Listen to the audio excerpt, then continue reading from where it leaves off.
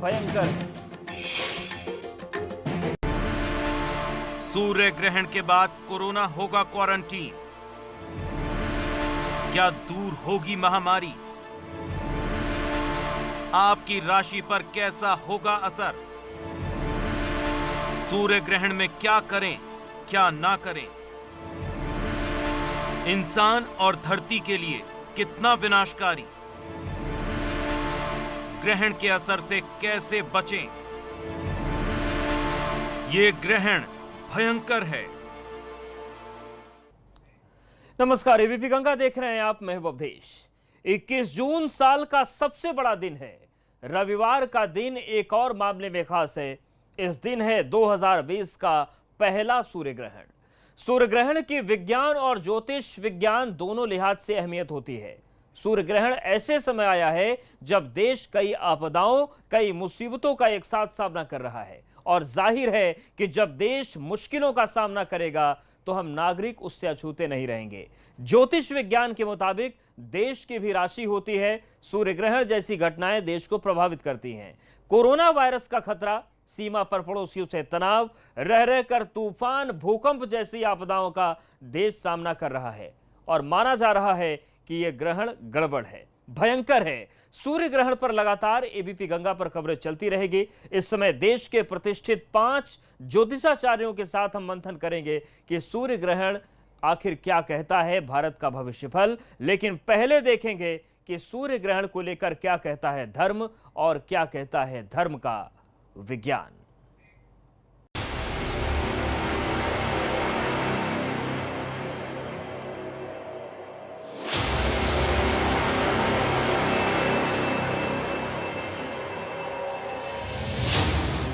होशियार, वो आ रहा है।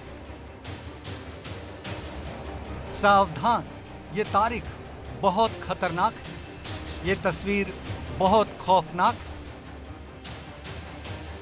वो आसमान का राजा है, लेकिन अब उस पर आई है मुसीबत। वो दुनिया को रोशन करता है, लेकिन इस बार फिर आई है उस पर आफत। कोई नहीं बचेगा उसके कोप से।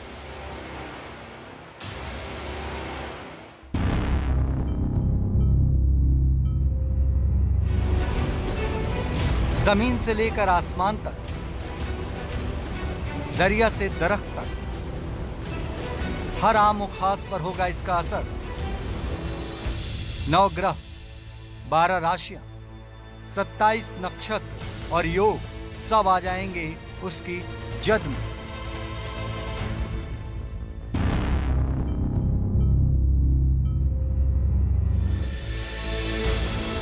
देश, कुदरत और इंसान का नसीब होगा उसकी कैद में। दुनिया को है इस बार उसका इंतजार।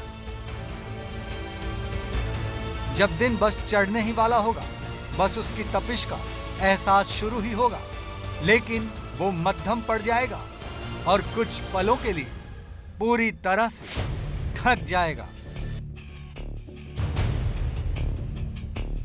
मत देखना उसे, मत छेड़ना उसे। होशियार रहना उस वक्त जब होगा सूर्य ग्रहण। ये महज पोथियों का पाखंड नहीं, विज्ञान की चेतावनी भी है ये, क्योंकि ये ग्रहण बहुत भयंकर है। खगोल विज्ञान के लिए भले ही सूर्य ग्रहण एक सामान्य खगोलीय घटना हो, लेकिन ज्योतिष के लिहाज से इस बार के ग्रहण में कई खतरनाक दुर्योग बन रहे हैं। जानकारों की माने तो आषाढ़ के महीने में पड़ने वाला सूर्य ग्रहण महामारी के साथ ही बड़ा उत्पातकारी भी होगा। मिथुन राशि पर लगने वाले इस सूर्य ग्रहण के समय 6 ग्रह वक्री रहेंगे। ऐसा योग तकरीबन 500 सालों के बाद बन रहा है। ये घड़ियां खगोल विज्ञान के लिए तो अहम होंगी ही, आस्थावान लोगों के लिए भी ये सूर्य ग्रहण बहुत कुछ उलटफेर की आशंका लिए आ रहा है। दुर्लभ कंकड़ आकृति का बनने वाला सूर्य ग्रहण ज्योतिष शास्त्र में बेहद खास माना गया है। खास बात यह है कि दिन में कुछ देर के लिए अंधेरा हो जाएगा। हालांकि ग्रहण के दौरान सूर्य वलयाकार की स्थिति में केवल 38 सेकंड से अधिक नहीं टिकेगा। यह ग्रहण रविवार को लग रहा है, इसलिए इसे चूड़ामणि सूर्य ग्रहण का नाम दिया गया है। रविवार को सूर्य ग्रहण सुबह करीब 10:15 पर शुरू होगा और दोपहर 1:45 पर खत्म होगा। सूर्य ग्रहण दोपहर 12 बजे अपने चरम पर रहेगा। इसका सूतक 12 घंटे पहले यानी 20 जून को रात 10:15 बजे होगा। इसका सूतक काल 12 घंटे पहले यानी 20 जून को रात 10:15 बजे है, जो कि ग्रहण के साथ ही खत्म होगा। यह ग्रहण भारत, नेपाल, पाकिस्तान, सऊदी अरब, यूएई, इथोपिया और कांगो में दिखाई देगा। Bureau report, ABP Ganga.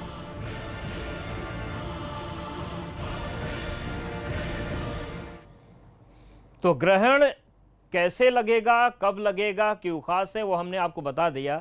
अब देखते हैं कि इस ग्रहण की ज्योतिषीय आशंकाएं और अनुमान क्या हैं।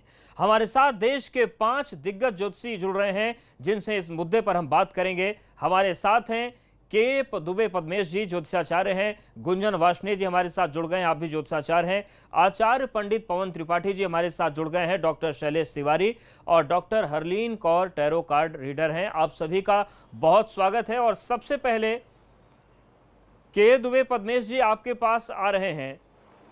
जो ग्रहण है वो हर साल लगता है, कई बार लग जाता है, लेकिन इस बार का जो सूर्य ग्रहण है उसे भयंकर क्यों कहा जा रहा है? डरने वाली बात क्यों है?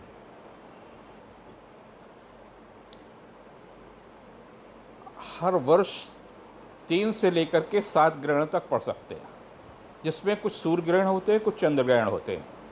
लेकिन इस बार का जो ग्रहण है, एक तो आषाढ़ की अमावस्या के दिन है जी। दूसरा मंगल को छोड़ करके जो ग्रह वक्री हो सकते हैं, उन वक्री ग्रहों में से 6 ग्रह वक्री। जब 6 ग्रह वक्री होंगे, 1962 में केवल शनि वक्री था, और उस समय भी सूर्य ग्रहण की स्थिति ऐसी थी, और उससे पहले 2 ग्रहण ऐसे थे जो दिखे नहीं थे चंद्रमा के। इस बार भी 2 ग्रहण ऐसे हैं जो चंद्रमा के दिखे नहीं हैं। तो ये विशेष रूप से भारत के लिए विशेष महत्वपूर्ण है। एक अच्छी बात भारत के लिए क्या है कि वक्री होने के कारण से मिथुन राशि पर और मृगशिरा नक्षत्र पर ग्रहण पड़ रहा है, और मिथुन राशि का स्वामी बुध वक्री है। तो ठीक विपरीत स्थिति होगी, यानी हमारे जो शत्रु हैं, हमारे जो विरोधी हैं, जिनके अंदर हमारे प्रति, भारत के प्रति विष है, उनके लिए ग्रहण बहुत ही कष्टदायी होगा। भारत अपने विपरीत परिस्थितियों में अपने आप को मजबूत करेगा और विरोधियों को परास्त करने में बहुत ही महत्वपूर्ण भूमिका का अदा करेगा। लेकिन इस ग्रहण का प्रभाव एक लंबे समय तक, यानी 14 दिसंबर तक रहेगा, जिसके कारण से चाहे वो कोरोना हो, चाहे और समस्याएं हों, हमको भारत को तमाम प्रकार की समस्याओं को सामना से अभी मुक्त नहीं दिखाई देती है। ठीक है। डॉक्टर शैलेश तिवारी जी, जो 6 वक्री ग्रह हैं, क्या यही वो वजह है कि 6 वक्री ग्रह हैं, तो इस ग्रहण को माना जा रहा है कि ये वो काफ़ी खतरनाक साबित हो सकता है कई मामलों में? जी हाँ, क्योंकि वर्तमान में ऐसी स्थितियां बनी हुई हैं जिसमें कि मंगल को छोड़ करके बाकी जो 6 ग्रह हैं, यानी कि राहु और केतु तो सदैव वक्री ही रहते हैं, लेकिन जैसा कि बुध है, गुरु है, शुक्र है और शनि हैं, ये सभी ग्रह वक्री हैं। तो इसलिए इन 6 वक्री ग्रहों के वजह से इस समय जो वर्तमान में जो परिस्थिति है वो ग्रहण के जैसे बहुत ही ज़्यादा कष्टकारी है, और इसी के वजह से ये जो ग्रहण है वह भारत के दृष्टिकोण से तो बहुत ज़्यादा विपरीत प्रभाव देने वाले नहीं हैं, इसलिए कि क्योंकि जो मिथुन राशि है, मिथुन राशि के अंतर्गत यह ग्रहण लग रहा है। तो मिथुन राशि जो है वह उसमें उसके जो अधिष्ठाता जो ग्रह हैं वो बुध हैं, और बुध क्योंकि वक्री हैं, तो इससे जो हमारे विरोधी हैं वो निश्चित रूप से हम उनको परास्त कर पाएंगे।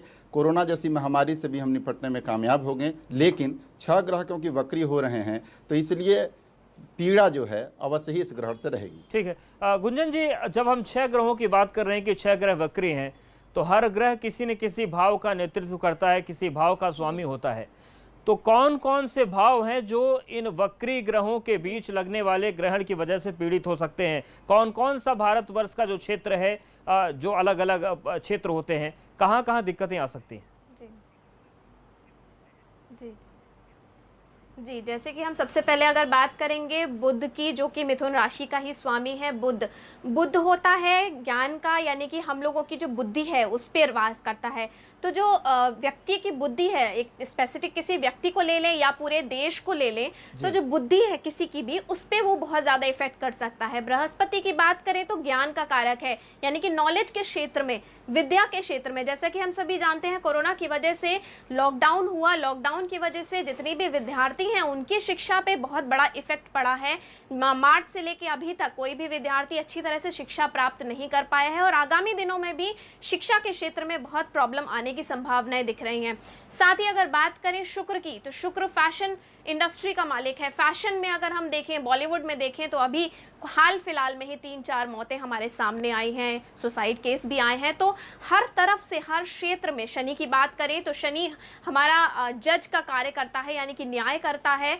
तो जो न्यायकर्ता का जो सिस्टम है, जो जुडिशरी सिस्टम है, उस पर भी इसने बहुत बड़ा इफेक्ट किया है। और सबसे बड़ा इफेक्ट तो हम देख ही रहे हैं, हेल्थ इफेक्ट हो रहा है। और साथ ही जो भारत और चीन के बीच जितनी भी प्रॉब्लम्स आ रही हैं, वो सारा इंटरनेशनल लेवल पे देश की सीमा तक इफेक्ट हो रहा है। तो सभी क्षेत्र इन 6 वक्री ग्रहों की वजह से इफेक्ट होता दिखाई दे रहा है। बिल्कुल। आचार्य पवन जी, वार्ष्णेय जी ने बताया कि किस तरीके से ज्ञान का क्षेत्र है, विज्ञान का क्षेत्र है, हेल्थ का क्षेत्र है, फैशन का क्षेत्र है, ये सारे प्रभावित हो रहे हैं।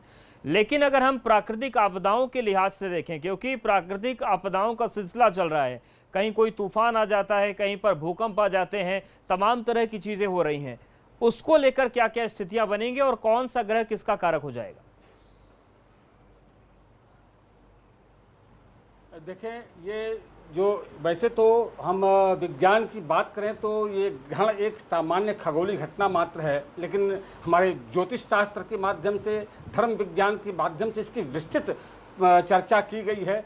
कहाँ इसका प्रभाव अच्छा पड़ने वाला है, कहाँ प्रभाव इसका गंदा पड़ने वाला है। और हम देख पा रहे हैं कि इस समय जो ग्रही योग बने हुए हैं, जैसा कि दिसंबर में सूर्य ग्रहण लगा था तो सारे के सारे ग्रह लॉक हो गए थे। एक राशि पर 6 ग्रहों की युति हो गई थी, यानी कि एक ही राशि पर 6 ग्रह, लॉकडाउन की स्थिति को झेला हमने। और अब हम देख रहे हैं कि अब ये सारे के सारे ग्रह स्प्रेड हैं, यानी फैले हुए हैं, अपने अपने अलग अलग राशियों पे हैं, लेकिन वक्र गति है। दोनों घटनाओं में अंतर होगा, समानांतरें होंगी लेकिन अंतर होगा। अब जो है विकास मध्यम होगा और प्राकृतिक आपदाएं बढ़ेंगी, यानी कि कोरोना का दुष्प्रभाव अब झेलना पड़ सकता है। और स्पष्ट रूप से धर्मशास्त्र में बताया गया है कि अगर ग्रहण लगा हो और उस ग्रहण को मंगल ग्रह देख रहा हो, तो कहते हैं कि यह आगजनी का कारक बनता है, देश में अग्नि कारक घटनाएं घटती हैं, सीमाओं पर युद्ध की स्थितियां प्रकट हो सकती हैं, भूकंप आ सकता है, महंगाई की वृद्धि हो सकती है, और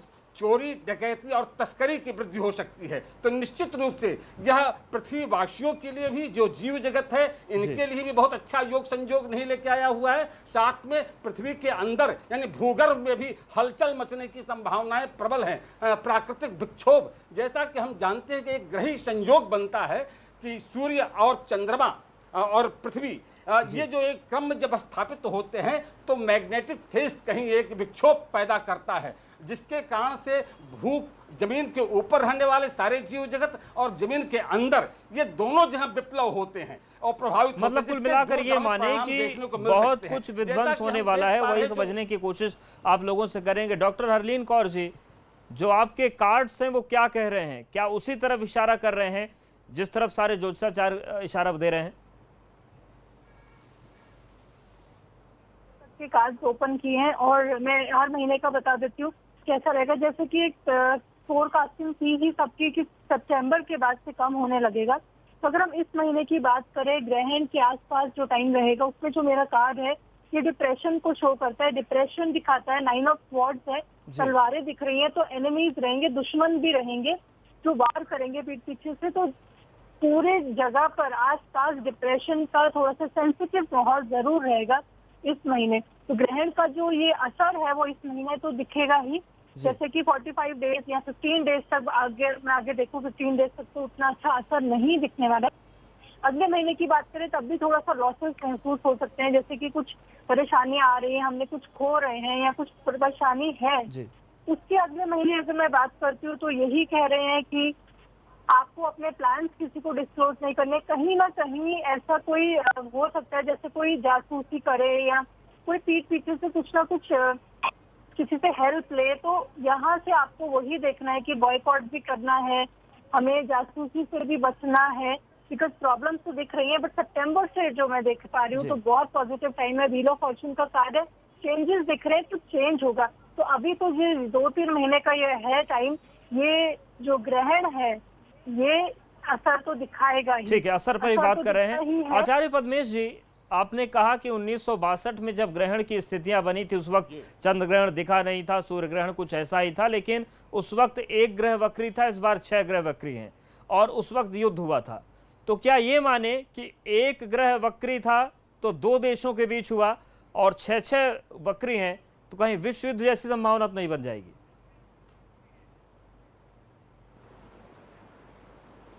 भारत की जो स्वतंत्र भारत है 15 अगस्त 1947 को वृषभ लग्न में भारत स्वतंत्र हुआ और लग्न में राहु, 7वें स्थान पर केतु, 6ठे स्थान पर गुरु और द्वितीय भाव में मंगल है।